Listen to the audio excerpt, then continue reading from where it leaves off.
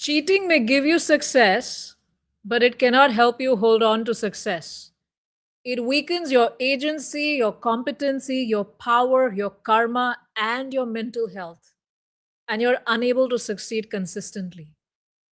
Cheating replaces discipline, courage, and character, the true ingredients for lasting success. Hello and welcome everyone to the Namita Purohit show. I'm Namita Purohit and very happy to be here with you all on Hare Krishna TV.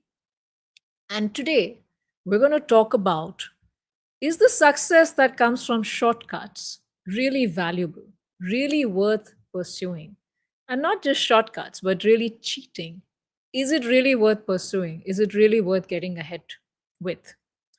And I'd request the tech team to please share my slides so we can get into it.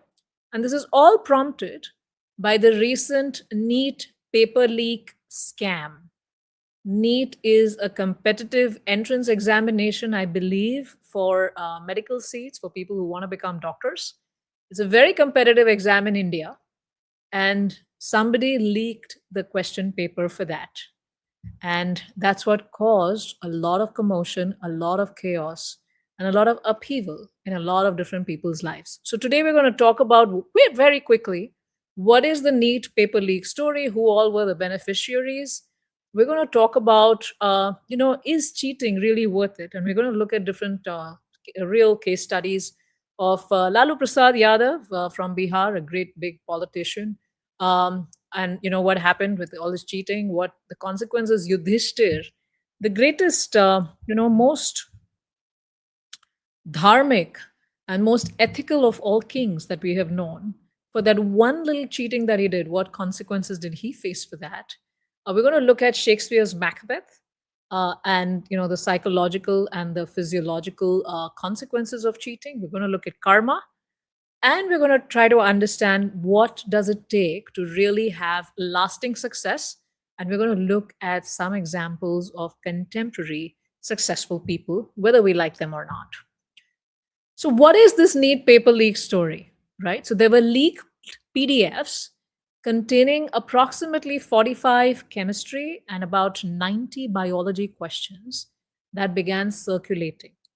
And these were sold as guest papers for anything from the price of 20,000 rupees to 30 lakh rupees. Students and their parents were buying it. Yes. And who did this mischief? Who did this paper leak, and who tried to make money out of this? Teachers who set those papers, paper setters, and coaching institute people, because they wanted to make money off this. Coaching institutes wanted to make money off this and show that their students would benefit, and it created huge chaos. And a lot of students who had prepared for the entire year for this exam had to come back home disturbed, because now the entire exam was cancelled, and now they're going to figure out what to do next. We're going to be hearing news around that. Now, why do people cheat? Why do people cheat? Sometimes they cheat because they think no one can see. Sometimes they cheat because they think that there are no consequences. I didn't fall into any trouble. Nothing happened. I didn't get caught. So, let's cheat again. Quick results. People are looking for quick results without hard work. And a lot of people think that they're very smart, that they cheated. That they were able to wing it. There's this whole subculture that I observe in many people, where they are not really basking in the glory of their hard work and authority and competence and real knowledge that they have developed, but they think it's a badge of honor that they were able to cheat and they were able to get away with it without getting caught. Yes. And sometimes it's a propensity that they carry over different lifetimes, because they have cheated so much that it just becomes second nature to them. And no matter how hard they try, it becomes very difficult for them to not follow this cheating. So let's look at no consequences. Really? No, let's look at some of these examples that I talked about, and the psychological, physical, karmic, and success and competency and soul costs that come with cheating. And for those of you who are interested, I am live every Friday. And I would request you to subscribe to my YouTube channel and the Hare Krishna TV channel, because I'm live every Friday on alternate channels, my channel and Hare Krishna TV channel. So please subscribe to the channel. And the link for subscribing to my channel is in the description below, and the link to subscribing to Hare Krishna TV, well, you're watching me over here. And you can subscribe. And there are many beautiful videos that come on Hare Krishna TV that you would benefit from. So now let's look at Lalu Prasad and Yadav and family, correct? So he has been a politician out of Bihar. He has been a central government minister. And while he was a politician in Bihar, he did a fodder scam to the tune of 940 crores in the 1990s. That's big money now. And that was even bigger money then. And basically, it was called as Chara Ghotala. Yes. That he stole from the cows, the fodder for the cows, fodder for the cattle. And it's considered a very adharmic activity कि आप गायों का जो खाना है वो चुराते हो और उस पर आप पैसे बनाते हो. भारतीय कल्चर ये है कि जब आप गायों को अच्छे से उनका ध्यान रखते हो तो गाय आपको सारी समृद्धि देती है. लेकिन यहाँ पर Lalu Prasad Yadav stole the fodder from the cows and tried to take his family ahead. He also did a land for jobs scam. So he was giving jobs, I believe railway jobs, and in exchange, he was trying to get prime properties in Bihar for himself and his family. And then he also secured medical seats for his daughters through his influence. And they also showed that they became doctors. But, a lot of people don't believe that they had the competency to even get into those colleges and even to get those degrees, and none of them are practicing. And then he was imprisoned. He was eventually caught. There was also an IRCTC hotel tender scam, and eventually he was caught. His entire family is under the Enforcement Directorate's lens, and he has a kidney ailment. Yeah, all that cheating and the guilt of that cheating and the psychological effects of that cheating has to sit somewhere, and it probably found place in his kidneys. And his family, there's so much difficulty in his family. His son Tej Pratap Yadav got divorced. He got estranged from the family. His daughter Rohini Acharya, who was a loving daughter who donated her kidney for her father, she was banished from the family, and she was mistreated. She was beaten by her oldest brother Tejashwi Yadav, who's not even completed his 9th grade and who tried to be a CM candidate and probably was a CM for Bihar for some time. Now, what is the point of all of this cheating? And look at the effects that this cascading effects, that this ill-gotten wealth or this ill-gotten success, this cheating success created for his entire family.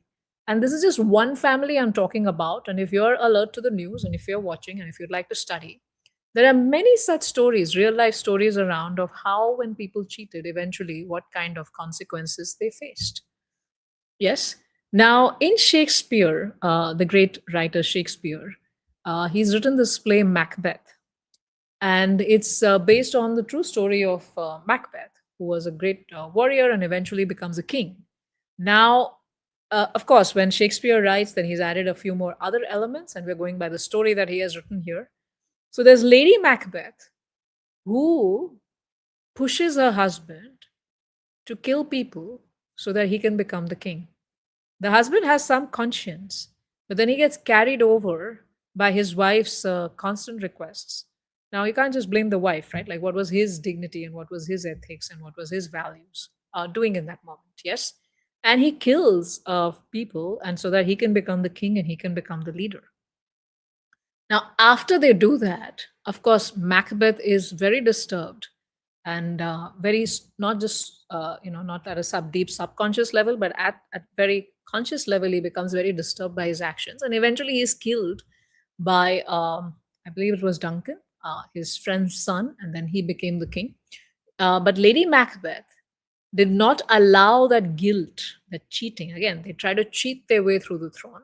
She did not allow that guilt to come to the surface.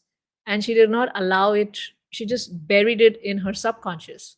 Now, what happens to her is she's not able to sleep at night, and she's constantly thinking that her hands are full of blood. That's what she sees when she's sleepwalking, and she's constantly trying to wash her hands. So she denies her guilt, and the dark deeds that she's complicit in, it leads to her mental breakdown.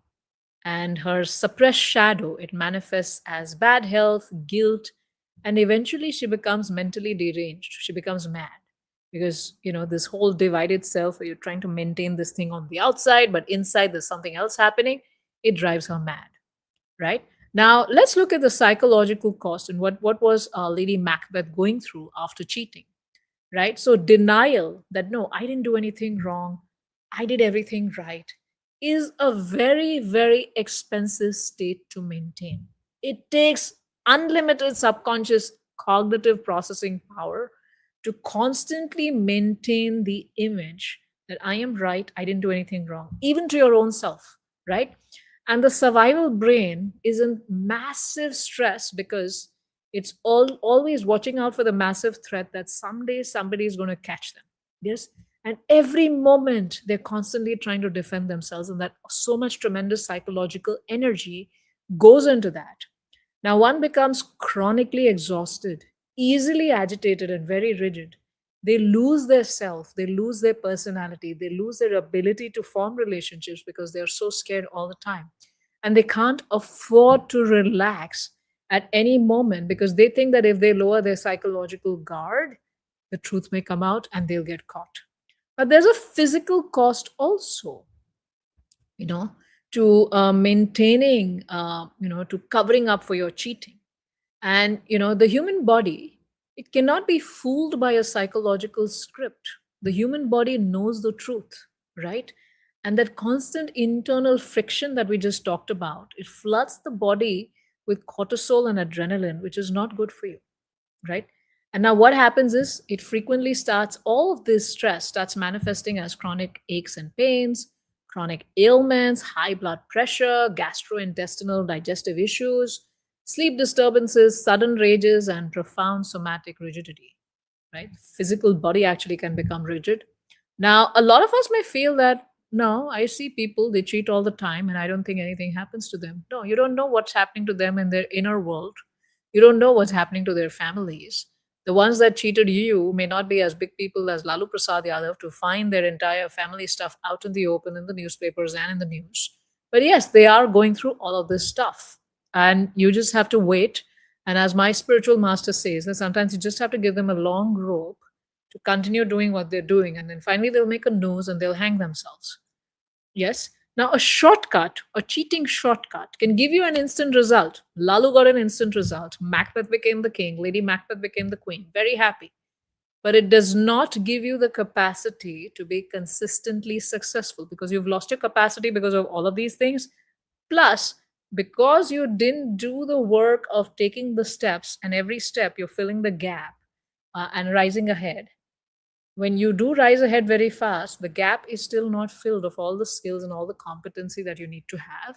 And because of that, you can crash anytime, right? So when life later demands real competence and there is no paper leak available, how are you going to succeed? You can't. So let's look at a client story. So I had this client who came to me. She'd gone through, she worked for a great Fortune 500 tech company in the west coast of the US. And she'd gone through many terrible breakups, many difficult partners. And also, in spite of working in such a great tech company, she was very low in her confidence. In the meeting room, she was very low in her confidence and positioning herself, and then also in meeting and connecting with the right potential partners. And what as we dug deeper and we worked through her as to what was the pattern happening, one of the things that emerged was she did live a privileged life where she got through her entire education. She couldn't clear a lot of these exams, and she got through, through contacts, right? She got through those seats through contacts or donations and things like that, right? So while eventually she did well and she got the job in this company on her own, because then there is no merit, it's only on meritocracy that you can get a job in such a great tech company in the US. There's no way, a sifarish can help you. She did well, but then her fear was always there because she felt, that the competency was not there and she'd not built that competency, right? So we had to change also. And also she would get frustrated when she had to put in a little bit of hard work for anything. Like if she didn't get things in one shot or in the second shot, or if she didn't get the approval of her manager, or if she didn't, in the team meeting, everyone didn't listen to her. She didn't know how to persist. She didn't know how to, take that setback, come back with a newer, fresh strategy and get in again. because she had never had to learn that skill, right? And so therefore the confidence was very low, and the fear was constantly that, oh, I'm not good enough, I got through all my seats through like this, so I'll get caught, I'm not competent, all those things were there in her subconscious. And there were some ancestral trauma issues and patterns that she was carrying as well, that I was able to discover through the coaching work with her. And we worked on all of those things, helped on reversing some of those ancestral trauma patterns that were not her own, that she was just carrying. We helped her reverse all that energy, and we helped her reverse this thing, the narrative that good things must come easily to me. No, they had come easily to you so far, but now you got to work hard. You got to learn that lesson, right? So that by this quick success, she missed learning this lesson, that success requires hard work, success requires sailing through, rising above multiple failures and going ahead. And look at what it did to her psychology, right? Now, another client story. So I had someone who joined my coach certification program to become a coach with me. So I run the East Coach and Business School, where we also train people to become coaches based on Eastern wisdom and Western psychology. And she couldn't finish her certification requirements. She couldn't finish her assignments.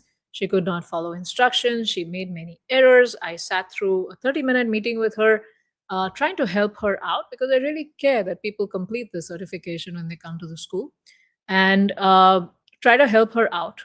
And also coaching was given to her to help her see her patterns as to why she wasn't reading the questions properly, why she wasn't doing the coursework properly, and why she wasn't going ahead, in the way in which a normal natural student does things, right? But later, what I figured is that when it was time for her cohort to get certified, I tried my best to help her get certified within the time limit, but it wasn't happening. And then when it was time for her cohort to get certified, everyone in her cohort got the certificate but her. And what she did is she faked the certificate. She, a friend, one of the cohort members, she edited her, like, and she put her name there, and she started sharing it on LinkedIn that she got certified as an East Coach school certificate, East Coach certified coach. And then I said that I saw that, and I was like, no way, you're not certified.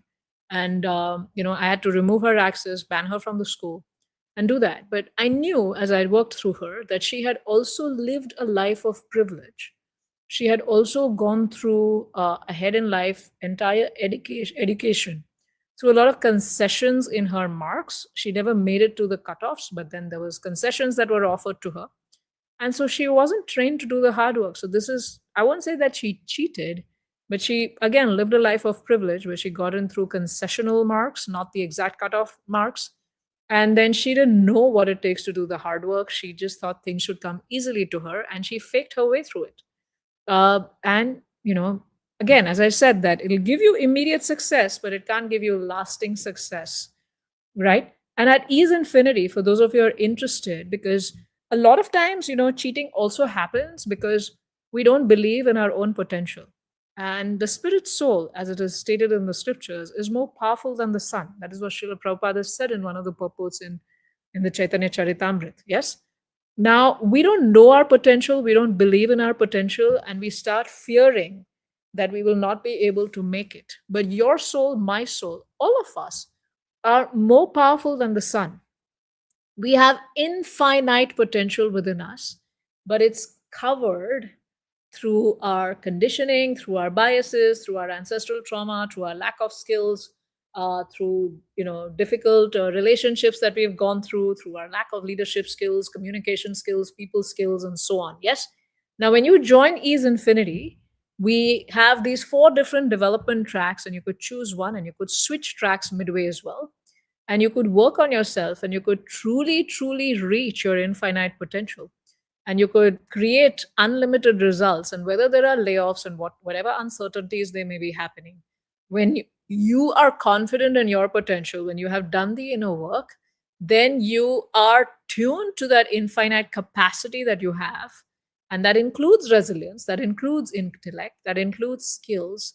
And you are a hero in your own journey. So for those of you who are willing to do that work, willing to get ahead in life, I invite you to join the Ease Infinity. And as a part, though this program has been there in a different form for a very long time, and many people have benefited from this, but as a part of the renaming and the launching and things like that. I'm doing a 3-day complimentary training on from June 2nd to June 4th. And you're very welcome to join this free training event, which is the Infinity Breakthrough, where you learn how to strengthen your impact and execution, build a resilient core, a stronger signal that you give out to people, where people treat you with authority, and neutralize any toxic dynamics that you've been at. So while your ambition is big, when you go through this training, you will not feel held back.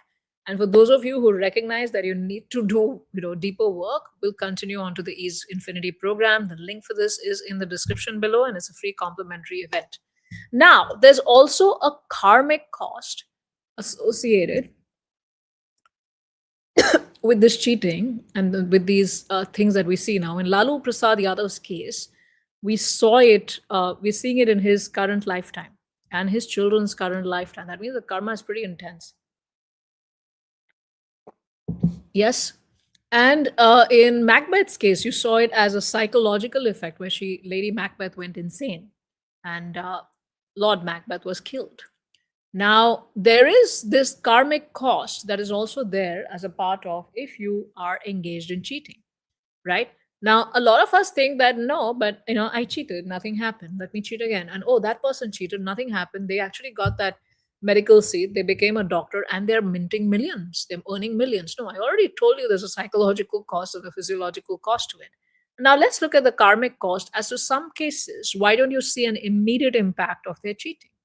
Now, all of us enter this lifetime with a certain baggage of karma, and that is going to be activated in this lifetime, and that's your prarabdha karma.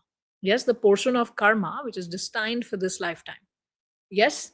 Now, when you come in, so we come in with that, and we suffer the good and bad of the destiny that we are carrying. Now, some people have such good prarabdha karma that has come to them, and that they have to go through in this lifetime, that the time for whatever they did right now is going to come at a later time. But it goes into as like whatever kriyamana karma, this activity of cheating somebody may do, will get stored as sanchit karma. It may not manifest in this lifetime at all, and it may come in another lifetime. Yes. So, but you are carrying that boatload, and it will definitely manifest in this lifetime or the next. So there is a karmic cost to it, because there is so much prarabdha karma you're carrying, like all the dashas that you go through basically are how your karma is going to be given to you in this lifetime, right? That's what it is. How your karma is going to work depending on which planets are good, which planets are not good. Now, in this lifetime, if a lot of people did the NEET paper leak, trying to cheat the government, trying to benefit from that, you are basically, the sun is the planet that represents the government, that represents authority, that represents the king, that represents the country, the leadership. Yes. Now, if you're trying to cheat that, the sun planet is going to become weak in this lifetime itself. Its effect is going to start dimming, right? And the full boatload of that karma is going to come to you at some point. You're never going to escape it. So there will be karmic, consequences to it. And if you read in the Mahabharat, towards the end, when it's about the Swarga Arohan, and this is, I've taken the snapshot from that Gita Press book, the Mahabharat book in detail. And it says that, Yudhishthir is such a great king, right? I have completed studying the Adi Parva, though I've read the other Parvas in different sections and studied and made notes, but now I'm trying to do an end-to-end study. So I've completed my study of the Adi Parva so far. And anytime I read any description about Yudhishthir, it is always about how wonderful he is, how he's never out of character, always does the right thing, always thinks about the benefit of others, does not leave the side of his brothers, is always on the side of dharma. And he, all the people, like, everyone in his kingdom loves him to the extent that when they see him, they think that they have become purified, because he is, such a dharmic person, and he is so good as a king. And even the kings that are subordinate to him are doing very well, and the country is flourishing so well, his kingdom is flourishing so well, and all the kings under him are flourishing so well, the praja is flourishing so well. And that is all because he's such a great king. He's never done anything wrong. And yet because of that one lie, half lie, he spoke. He did not speak clearly. He had to take darshan of Naraka for some time. And as you can see here, this is Devraj Indra talking to him. And he's saying that तुमने अश्वत्थामा के मरने की बात कहकर छल से द्रोणाचार्य उनके पुत्र की मृत्यु का विश्वास दिलाया था, इसलिए तुम्हें भी छल से ही नरक दिखलाया गया है। तुम्हारे पक्ष के जितने, anyway, that's the next thing that he's talking about.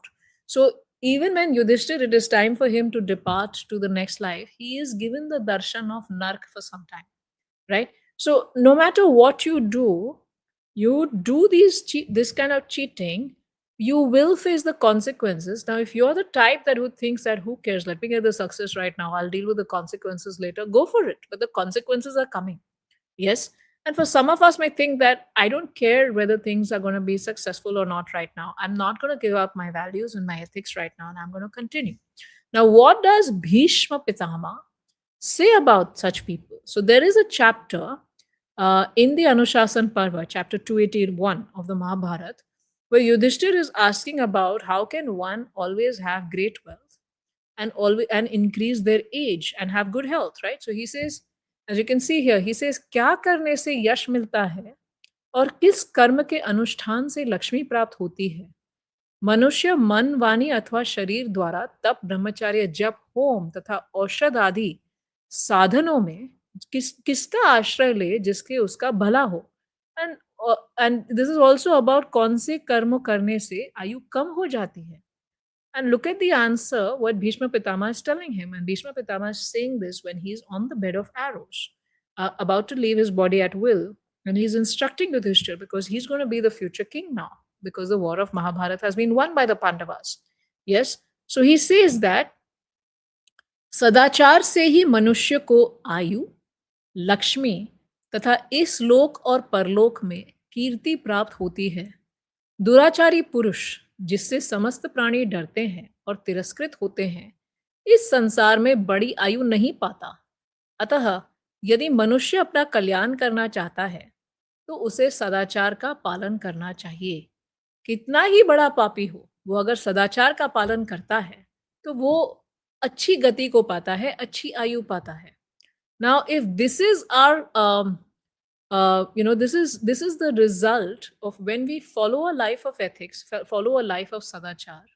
You're not the divided self. You're psychologically very calm. Your cortisol levels are not high. You're not always in survival mode, of feeling threatened and trying to protect yourself. And you are going ahead in life. Yes. And you have to see people's lives and see who made it in life and who didn't make it in life. And material success is not the only yardstick. It is actually a non-yardstick, because everything is going to end with this body. But what karmas you do to achieve success is the results of those karmas are going to carry with you in different lifetimes. And not just different lifetimes, even right now, they're going to have very deep psychological impact on you, very deep health impacts on you, as I've already explained in the talk today. Yes. So this is the karmic impact, and I'm live every Friday, as I mentioned, on my channel and on Hare Krishna TV channel. And your next step is to subscribe to my channel and to subscribe to the Hare Krishna TV channel, so that you can catch me live as we discuss leadership, mastering influence, developing inner mastery, navigating toxic dynamics, growing in your spirituality, and creating great impact through the wisdom that you have. Yes. And I invite you to join the Infinity Breakthrough, a 3-day event I'm doing from June 2 to 4 online. And I'd love to have you and see you over there and get a chance to serve you, to stop all these different power leaks and conditionings that we have, and to activate your infinite capacity. Now let's look at Elon Musk's example. What I also want to show you is that people who are successful, it takes many iterations. It takes many tries. It takes many attempts. And it takes a lot of resilience, a lot of failures that you have to go through. And now let's look at Elon Musk. He is the richest man on the planet today. But he had a very difficult childhood with his parents getting divorced, him growing up in South Africa, being autistic, being teased, and so many things, right? And then he moved to Canada. He decided to stay with his dad after the parents' divorce, but then he realizes it wasn't fun with his dad. His dad was pretty abusive to him. Decided to move in with his mom. He and his brother and his sister. Very difficult times, and with all that resilience, he came to Canada with a suitcase and a few $1,000s.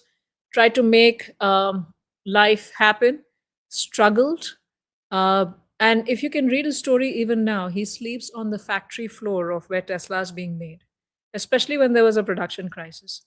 He has a very simple place. He doesn't need much. He's just completely focused wherever there's a crisis, on his work, growing his companies. He's faced near bankruptcy with Tesla and SpaceX.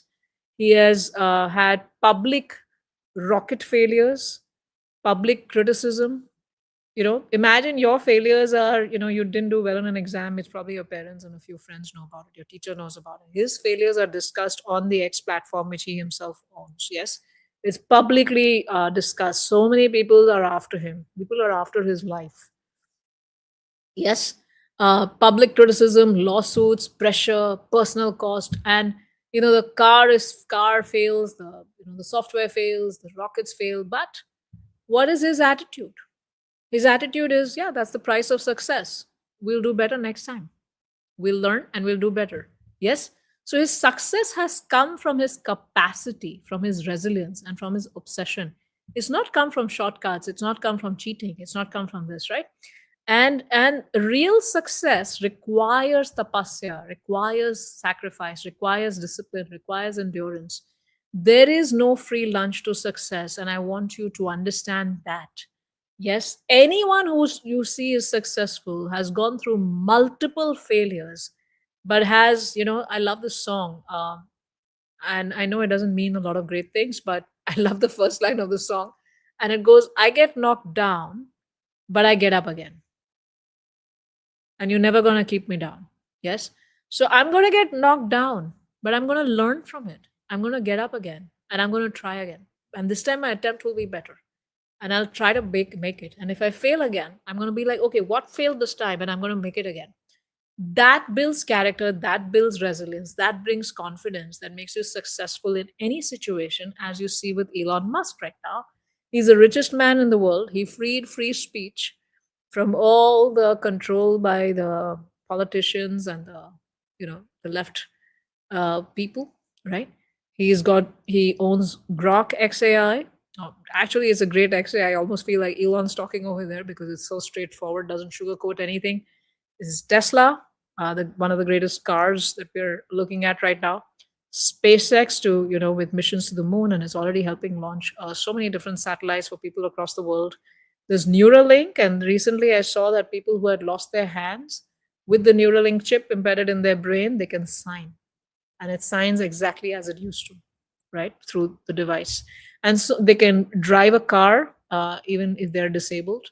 It's all because of that chip. So he's doing a lot of amazing, great things. And then the Boring Company to make these hyperloop tunnels and to make travel faster. Now you may or may not like him, but what I wanted to show you through his example is that success has no shortcuts. And another example you can read about is Arjun.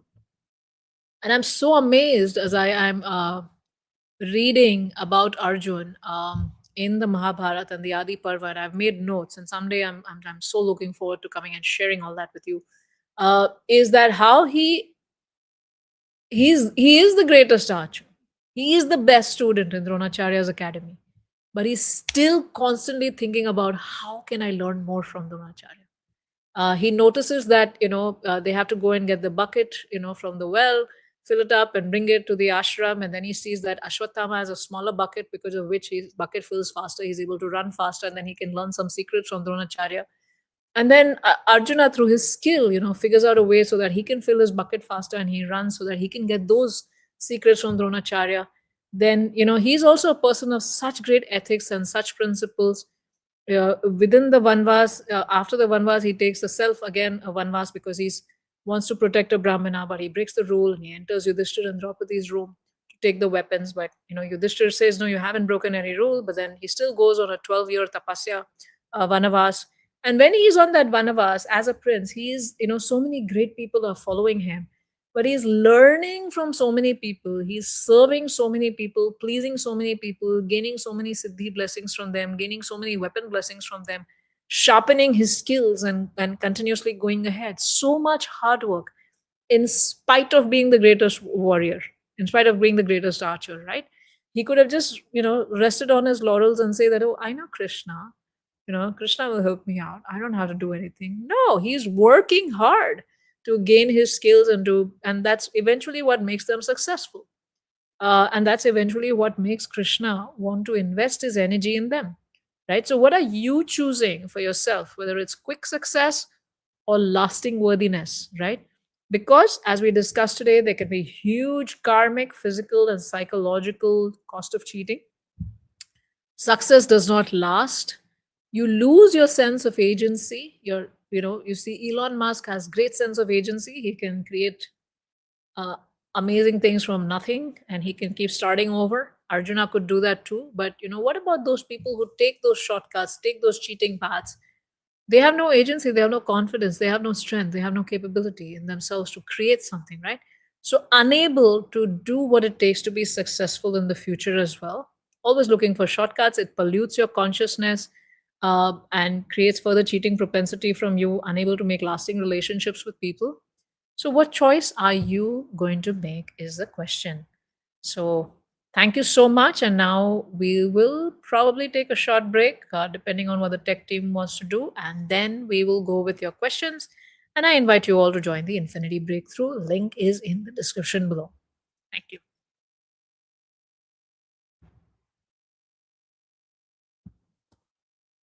Before a single drop, there is a heartbeat. At Haribol, that heartbeat is never traded for milk. Every cow and bull is protected lifelong. This is Ahimsa. This is kindness. This is devotion. Switch to Haribol Ahimsa A2 milk.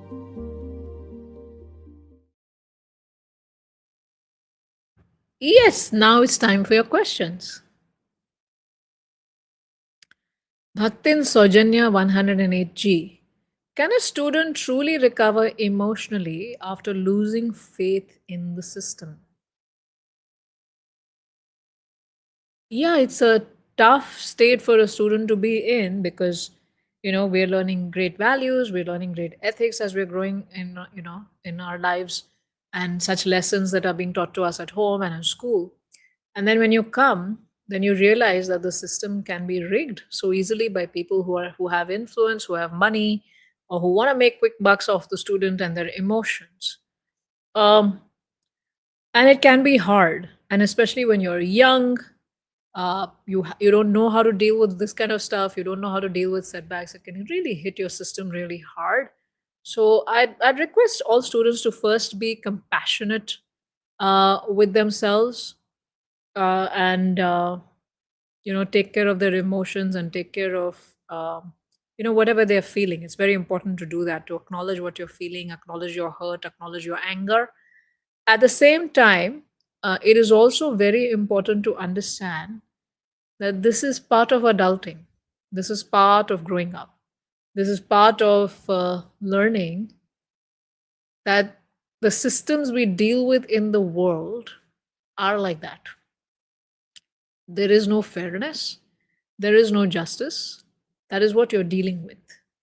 And how can you navigate these things and be successful? Because if we are frustrated, we don't recover, we still have to deal with the same system. And it is dukkhalayam ashashvatam. It is anityam asukham lokam. Krishna did not say that this is an ideal world. Krishna, in fact, promises the opposite in the Bhagavad Gita. He says this is dukkhalayam ashashvatam. ये दुख का आलय है. जैसे विद्या का आलय होता है, वैसे ये जो जगत है, ये संसार है, ये दुख का आलय है. Ashashvatam. It is temporary. It is not shashvat. Yes. And he also says it is anityam asukham lokam. Same thing said differently. Anityam. It is impermanent. It is temporary. And it is asukham. It is full of miseries. So this is a system you got to deal with. Now, how can you keep your calm, your equanimity, your resilience, and find a way to work through the system and become successful. All the people that you're seeing around you who are successful have worked hard and become successful in the same system. So, how can you do that? Is part of adulting, and it's part of a growing up experience for students. And the sooner we learn it, the better it is, where we don't take these things emotionally, but we just see it for what it is and find our way out. Yes? All the best. Next question, please.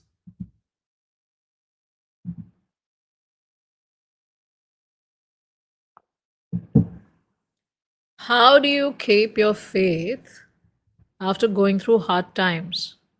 Thank you, Sujata Gudi Varaha Murthy ji, for a wonderful question. I'll continue from what I just answered for the previous question.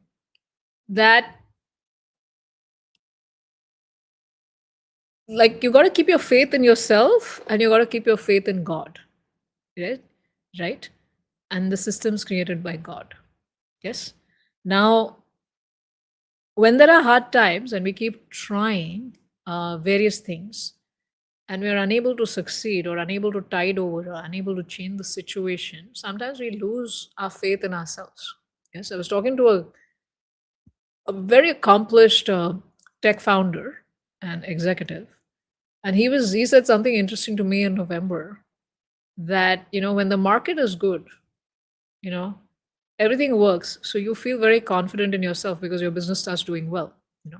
But when the market is not good, you keep putting in the same effort and maybe even more, and things don't work, and you can start losing confidence in yourself. And the only thing that you can really have is the confidence in yourself, right? The faith you have in yourself. So how can I keep the faith, and how do I not measure myself just because things haven't gone the way I want to? Right? Now, example, someone someone had a great business, but some industry policies changed, country export import policies changed, something changed, the industry changed. Like right now, AI, has created such disruption in the world. Yes. Now, there are some great software companies, great software engineers, great founders, great entrepreneurs in the tech industry. And it's just because the entire system has changed, they are no longer able to be successful in the same way. Now, their business may fail because of this external change, but doesn't mean they have failed as a techie, as an entrepreneur, as a business person. Yes. So we have to understand that. Like, say somebody's marriage fails. Yes, it's a hard time. Now, if they did everything right in the marriage failed, but their wifehood or their husbandhood didn't fail. Yes. So it's very important to separate your value from the outcomes. That's the first thing, is to first have faith in yourself. The second thing is faith in God. uh, we have to understand what the material world is, who Krishna is, who we are, and what is our relationship with him. Yes. So, as I said in the answer to the previous question, Krishna did not promise that this material world is going to be beautiful and smooth sailing. No.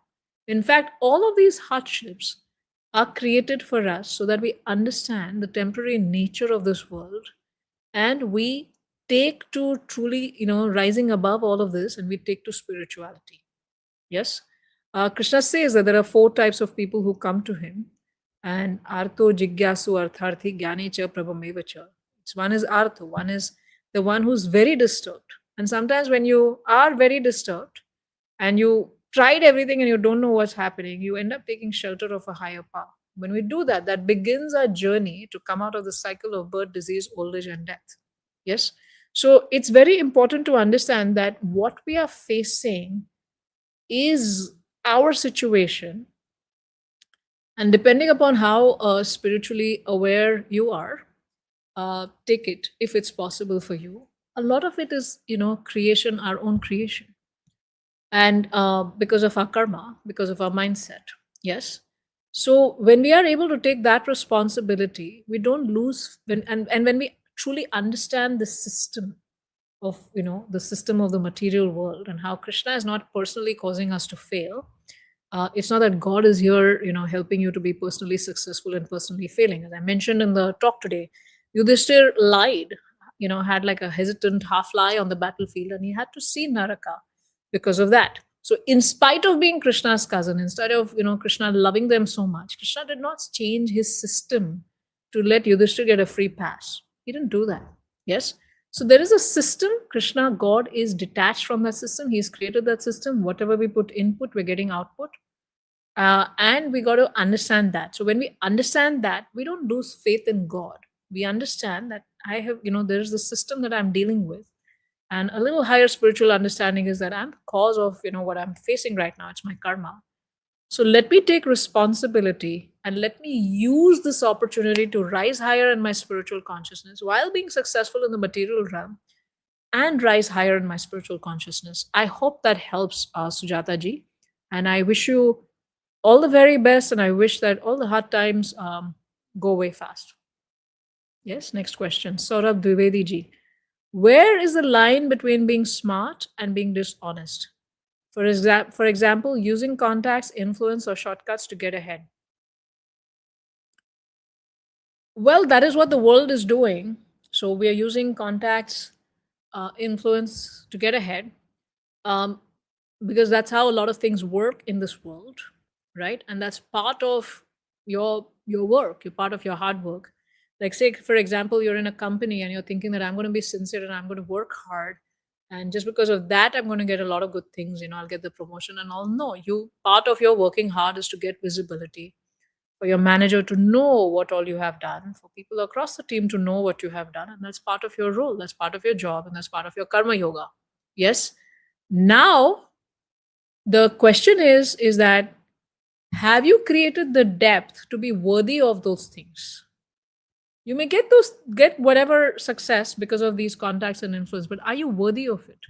Because when those contacts are doing things for you and you get promoted, for example, but you don't have the skill set for it, you don't have the aptitude for it, you don't have the experience for it, you are going to fall flat on your face. You are going to be exposed.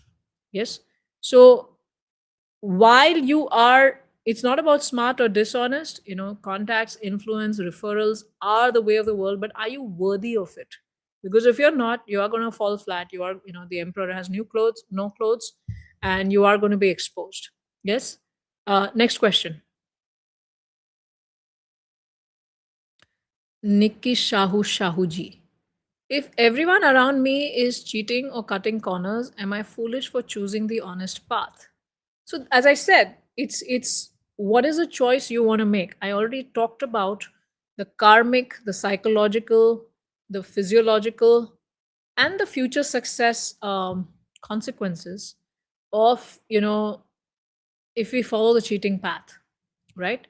You will get quick success, but it may not be lasting success. Plus, you wouldn't have built the competencies that you need to get ahead in life, truly, when there is no opportunity to cheat anymore. As I mentioned about two of these people that I dealt with, right? So finally, it's a choice you make about what consequences you want to deal with, right? You want to deal with the consequences of feeling that you're behind right now, but in the eventual scheme of things, you will always be ahead, karmically, spiritually, physiologically, psychologically, emotionally. Or you want to get ahead in this way, but then deal with those consequences. So those are choices that we are all making here. And we need to make and we need to decide what we want to do and what consequences we want to deal with. Yes. Wish you all the best. Next question, please. Mahesh Kumar Tiwari ji. In today's competitive world, is it really possible to succeed without taking shortcuts? I don't know what shortcuts we're trying to talk about, right? Like, so if you're trying to learn, you cannot replace competence and skill. You cannot. Now, if you're taking a shortcut to learning something, it'll carry you for some time, but the work will eventually demand depth out of you. So you either get the depth right now or you get the depth later. Now, a shortcut could be cheating. Again, I already talked to you about how when you're cheating, you're not building competence, right? You're not building mental strength. You're not building competence. You're not building skills. You're not building agency to be success ahead. So again, it's about what kind of success you want. You may be successful in the short run, but in the future, when the skills are going to be demanded. Now think about it like this. My business mentor explains to me like this, right? So think of your graph as, your growth as going like that, right? Now, as you're growing, there is something called as area under the curve. Yes, there is an area under the curve that needs to be filled. Now, how do you fill that area under the curve? That area under the curve has to be filled with hard work, experiences, multiple failures, skilling, mentors, coaches, working on yourself, and so on. Now, if you through shortcuts you get ahead, but you haven't built that area under the curve, that success graph will not carry because there's nothing to support it at the bottom and it is going to come crashing down. So those lessons or those competence developments or those skills that you needed to do here, but you didn't do here, and you try to jump ahead with whatever referral contact shortcut, it got you here. But that position will again call for that competence. Because you haven't built that competence, you will again have to take that time off, or you will be slowed down here. You may not be slowed down here, but you will be slowed down here when you reached ahead in building that skills and building your competence. You cannot escape it. You cannot escape the hard work. So again, it's a choice for each one of us to decide. And what I'm explaining, you would have seen it in some people, right? Now, for example, somebody in work, in their leadership, they they were a great technological leader, but they didn't learn the art of people skills. But they got promoted, as it happens in many technological companies, just because of the technical skills. Yes, so that's a shortcut. Just because you have technical skills and you can manage the architecture and you understand technology doesn't mean you make for a great leader, because a leader needs to know how to communicate, how to manage change, how to manage crisis, how to manage people, how to communicate, how to coach people, how to inspire people, how to retain people, how to have a steady pipeline of people coming in, how to retain high performing talent, have a vision for the company and so on, right? And even the technological vision, you may be great at being handed tasks and doing that, but you may not have a vision about the future of technology. Now, just because they did a certain project well and they got there, but they didn't have all of these skills at this level of leadership, it will they will fall, they will feel incompetent because they haven't built those skills. And then to go from this level to the next level, it will take them long because they have to spend the time to get all of these skills. Yes, so there is no shortcut. Yeah, next question please.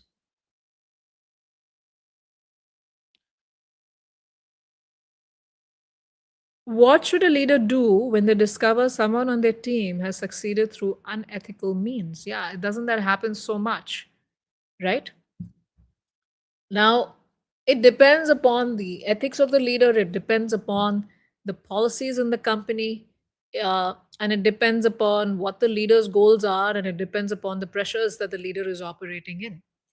Sometimes the leader may not have the time or the bandwidth to fix this person, to question them on their unethical means, because the goals that they're chasing or the deadlines that they are chasing are so big that they just got to have everyone on board and make them move forward. And they are going to turn a blind eye to such a person because they just got to make things move here. Yes. And as long as that person is performing to the level at which they're expected to, the leader is going to turn a blind eye. Now, at another time, it could be also that the leader may have a great rapport or may not have a great rapport with this report, right? Now, if they have a great rapport with this report, then they can, through their one-on-one coaching and being a coaching leader, all leaders need to be coaches, and therefore I run a certification program as well based on Eastern wisdom and Western psychology. Now, this leader needs to use their coaching skills without embarrassing, without shaming this leader who got ahead by unethical means, helping them do the right thing. And that may not mean owning up to what they cheated in, but to skilling in those areas, or to owning up in skilling in those areas to get ahead. Yes. Uh, it may mean in owning up to what they did and being honest about it, if that helps them in their growth, right? So a lot of leadership is very situational. It depends upon what the leadership field looks like in that moment and what's possible, what the relationships are, what the leaders own skills are in handling these kind of situations. And also whether this person can take it positively, that's another thing. And the overall goal and the mission in that moment. Yes. So wish you all the best, Samriddhi ji. Thank you for the nice question. Next question, please. Mauli Jashji, how do we teach children ambition without making them obsessed with rank, marks, money, or external success? Great question, Mauli ji. Now, it's very difficult to do any activity when there is no motivation for what the result is going to look like. Yes? So, we can't, it's very difficult to be motivated to work without a focus on the result. Yes? So, motivation is one thing. Another thing is, it's very difficult to really just work when there is no goal or there's no result in mind. Yes? Now, in the material world, the things you mentioned, rank, marks, money, external success, are the goals that are easy to understand. And there are goals that are easy to work towards it. Because when there is no goal, what are you going to work towards? It's going to be very difficult. So, Nishkama Karma Yoga does not mean that you don't set a goal. That doesn't mean that. Doesn't mean that you don't think about what rank you want to achieve. Doesn't mean you don't think about what marks, how much money, how much external success you want to have. Yeah, because नहीं तो आप उद्योग कैसे करेंगे जब कोई गोल नहीं रहेगा? तो आपका उद्योग, आपकी जो भी प्रेरणा है, आप जो भी मोटिवेशन से काम करना चाहते हैं, जो आप एक you make your plans about how you gonna work, how will you ever do that, right? So goal is very important. So very important to make ourselves organized and motivated around actually doing the work. Yes. But when the result doesn't come, now if you really want to teach children ambition without making obsessed with these things, what you want to teach them is, how do you handle the results? Are you defining your own sense of identity and being and seeing yourself through your value through the results? How are you handling success and how are you handling failure? And that is what Nishkam Karma Yoga is.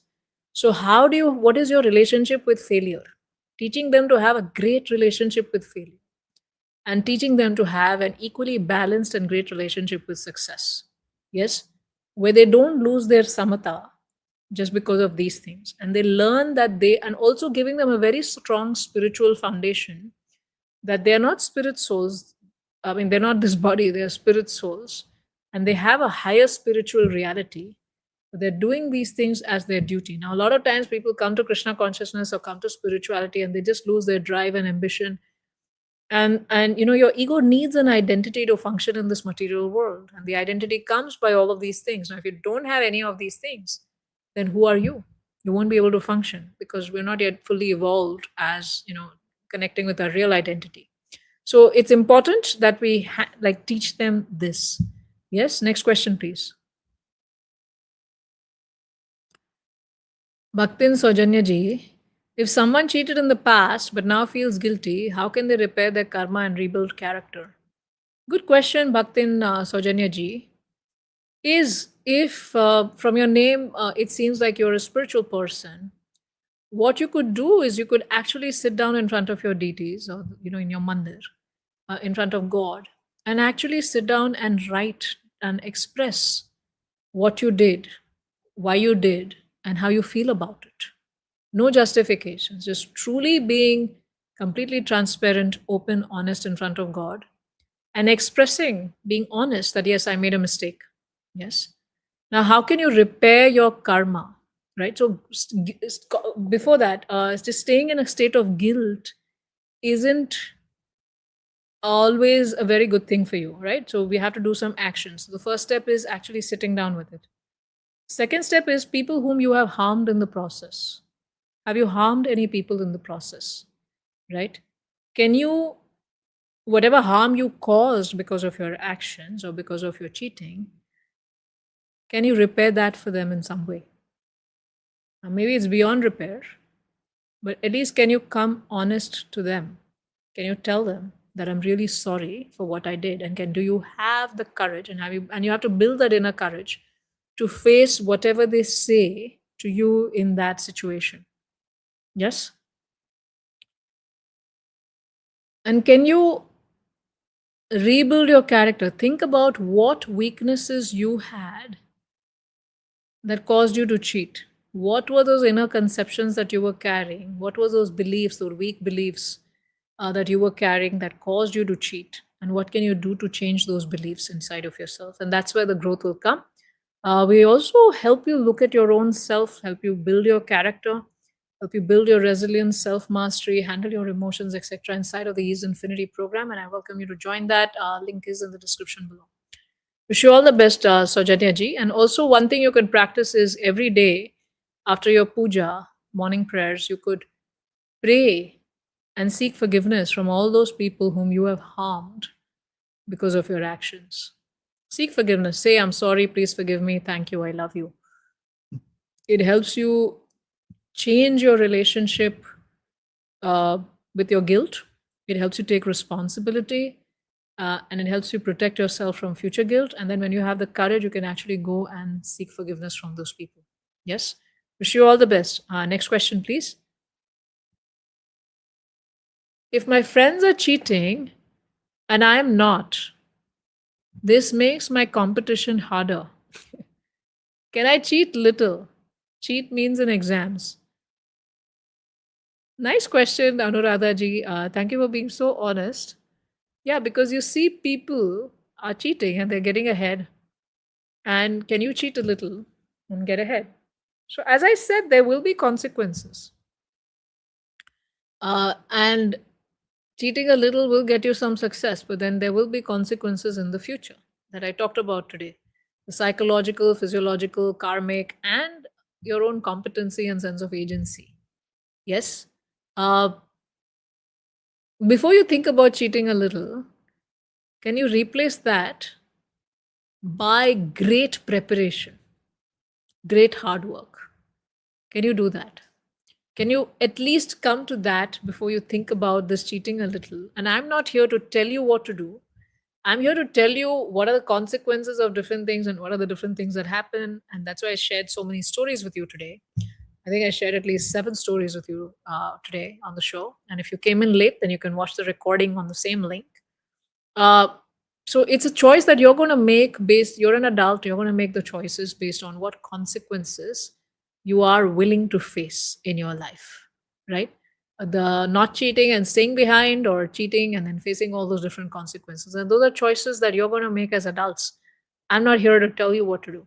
Everyone's going to make choices based on their situation, time, place, and circumstances, and the situation you're in. So I request you to listen to the full talk today. Also subscribe to this channel and my YouTube channel. Link is in the description below. So that every week, you get to think about these things and you get to be a part of these discussions. And thank you for the nice question, Anuradhaji. Wish you all the best. Next question, or are we out of questions here today? Okay, so we are out of questions now, and I'm very grateful to you all for joining in. Sujata ji, Nikki, Saurabh Dwivedi, Mahesh, Samriddhi, Mauli, Metabita, Bhaktin Saujanya, and a few more people have joined ahead. JD Grover ji is there always, most of the time. Raghuram ji. Thank you very much, and I look forward to serving you every week. Please subscribe to the Hare Krishna TV channel. Please subscribe to my YouTube channel. Link is in the description below, so that you are updated every week about my show. I'm live every Friday at the same time, and I look forward to serving you. Thank you, and bye-bye, and hope to see you in Ease Infinity also, a free 3-day event, June 2nd to 4th. And link for that is in the description below as well. See you, and bye-bye.